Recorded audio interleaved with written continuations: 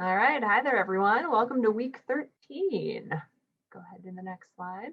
Hope you all are doing well as you're preparing for the wrap up of this week and potentially maybe leaving campus and going somewhere and kind of moving away for those last few weeks of the semester. I know it is a bit of a stressful time here in really the nation and the world, and hope that you guys are all taking care, being safe and staying well.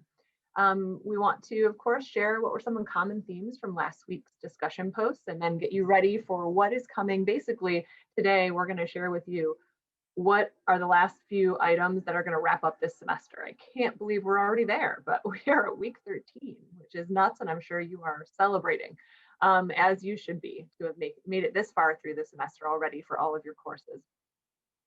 So last week was about social media for the most part. And so we pulled some themes with regard to those discussion posts, and also what you submitted on Sunday was your letter to a legislator. So we are really excited to read those letters and to see what you chose to write about and how you put that together. So we'll get you that feedback as soon as possible this week. And I liked that comment about writing a letter to a legislator is harder than it looks. Because you do really have to think about how might someone interpret what it is that I'm writing, and how do I put forth the messages and the persona that I want so that I can be persuasive or at least make a connection. What I'd say is writing a letter to a legislator should be kind of like the way you write to anyone in any form, in email, and the way that we communicate. And this really bleeds into our conversation about social media. We just sort of write and go, right? We text super quick, we put something on social media super quick, and all of that influences the persona you're putting out there, the way someone interprets you, and also your messages. So that which you thought about when you stopped to put that formal letter together kind of comes into some of the questions and some of the comments that we see about social media, is that it can be a very powerful tool, especially when we're talking about policy and perspective and some of the movements that have occurred over this past year with Black Lives Matter, COVID, the election. Another comment someone made that is really quite relevant, especially as you are moving forward in your careers, is that what you put out on social media is out there, and that in hiring and in recruiting, for sure, folks are looking at your social media profiles, and they're taking a look at what you're representing and who you might be, and that does play a role in their hiring process. So remember that as you progress through your undergraduate experience and move forward into your professional lives, who you are online is available for most people to see, even if you have private accounts. Some of the questions that came up that we'll respond to, and I'll go ahead and share some perspective and then ask Dr. Murphy, of course, to share his. The first one, social media is so fast paced, things come and go so quickly. How can important movements persist? And really, as an answer to many of these questions, one suggestion that I'll put out there is consider who you follow, and consider not just people, but also organizations. And so for you personally, so that certain movements don't become a trend in your life, look at organizations that if you're passionate about something, that is what they're dedicated to progressing forward on, and follow those organizations, follow people who are activists in that area. And so you're going to never lose that trend, because it won't be a trend. It will be a continual active movement that will keep it in front of you, in addition to other trends that may come and go and move forward with your friend network, your professional network, etc. So that's one suggestion that I'll put forth for you, and that I think is relevant in navigating social media yourself and other folks on the internet. As far as misinformation, I'm sure you guys have seen the studies, and if you take 30 seconds and stop and think before you share something, and actually take a look to see if it's true before you share it versus just share it right away, you're more likely to not share it. If you take that 30 seconds to think and consider, is this something I want to put forth, versus we often will read something and say, oh, share, ooh, retweet, ooh, put that forth. So the way you can avoid misinformation is to recognize that anything out on the internet, you need to double check, or you need to look at the source it's coming from. And also you want to think about whether or not you want to share. Similar to whether we're on the internet or we're in real life, you can only control your reaction to things. You cannot necessarily control other people's actions. And as far as making social media a better platform to reach and communicate with those in political power, paying attention to hashtags, paying attention to who you're tagging, those that are involved in politics or with companies, they have communications folks, and what they do is they track certain hashtags, they track certain tags of certain issues to figure out what is happening in the conversation. And so the best way to make your voice heard is to be thoughtful and purposeful, respectful and professional, but use those hashtags and tag those certain folks that you want the message to get to. And as far as the final question, I think that I've probably answered all of that, and that, you know, who you are online should resemble who you want to be in person in real life. So if you are advocating for causes, you wouldn't be necessarily every time you see someone every single day sharing with them your political views or how you feel about a certain activism issue. So is that what you want to be doing on social media?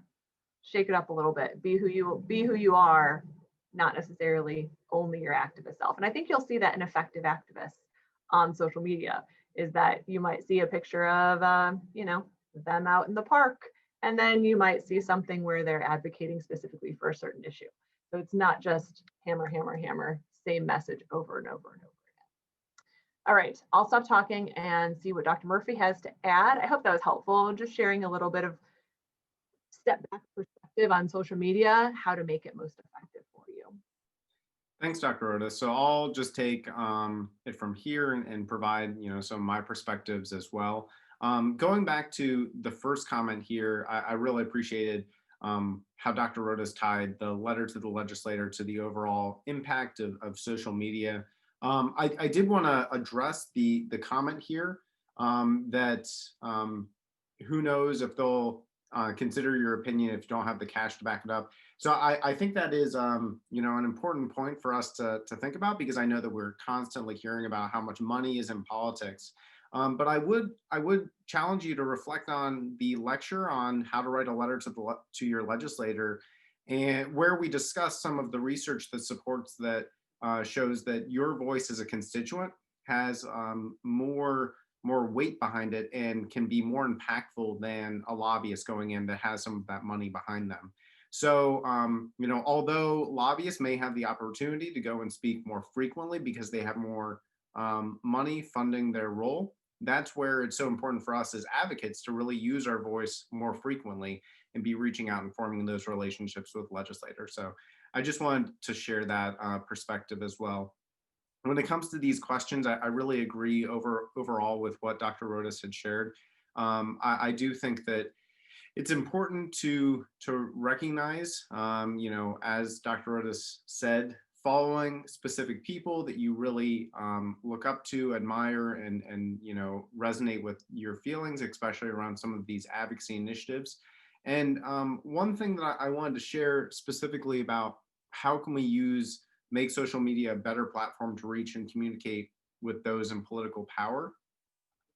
For some reason, some social media platforms are a little bit more aligned with reaching these very influential individuals, especially those in political power. One that comes to mind is Twitter. For some reason, political leaders tend to be a little bit more active on Twitter, and you may actually have the ability to reach out, tag them in a post, and have them see what you're posting, what you're talking about. So this can be both on the federal level and especially on the state level as well, reaching out to your elected leaders. So it's just a good thing to remember as you're posting and you're reaching out, that these elected leaders, they are people. They have personal Twitter accounts, they have personal Facebook accounts. And if you tag them on something, there's a good chance that they will see it. They may not respond, but they may see it, and it may have an impact on how they think about an issue or how they think about you. So just food for thought.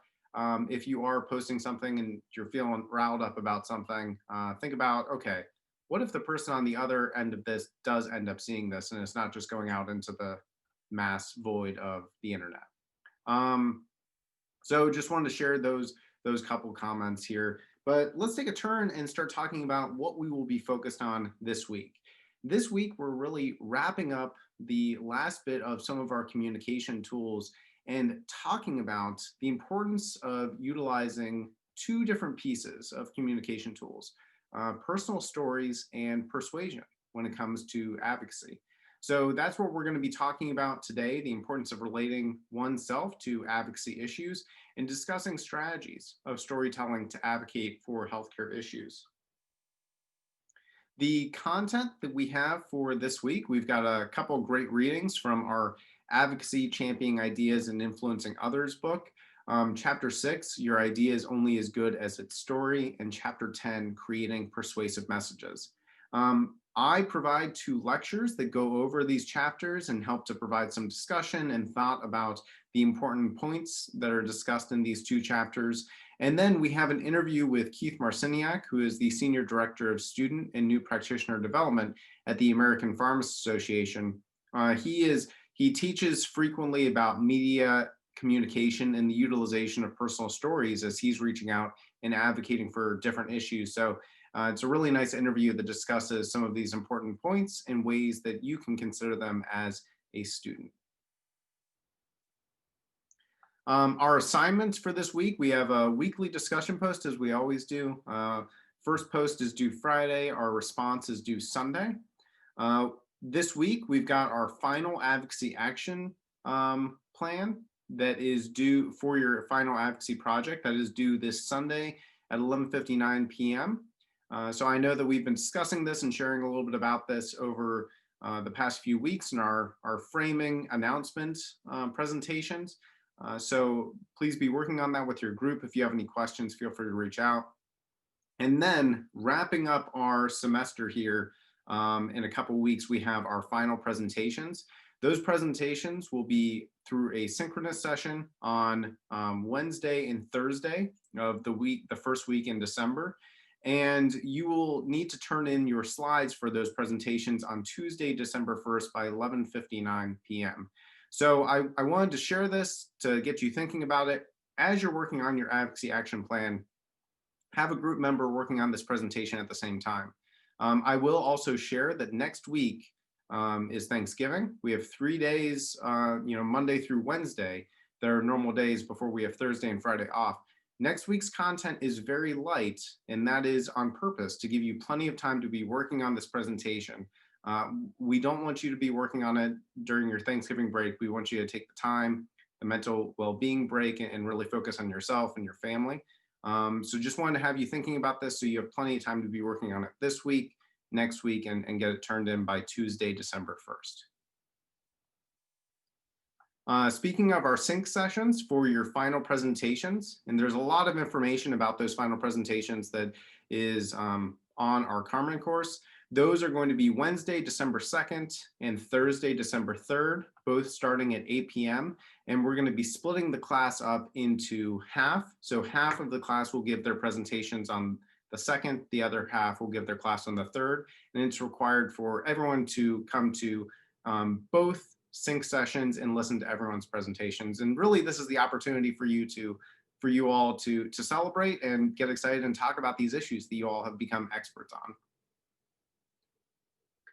So, as always, ending here with a quote.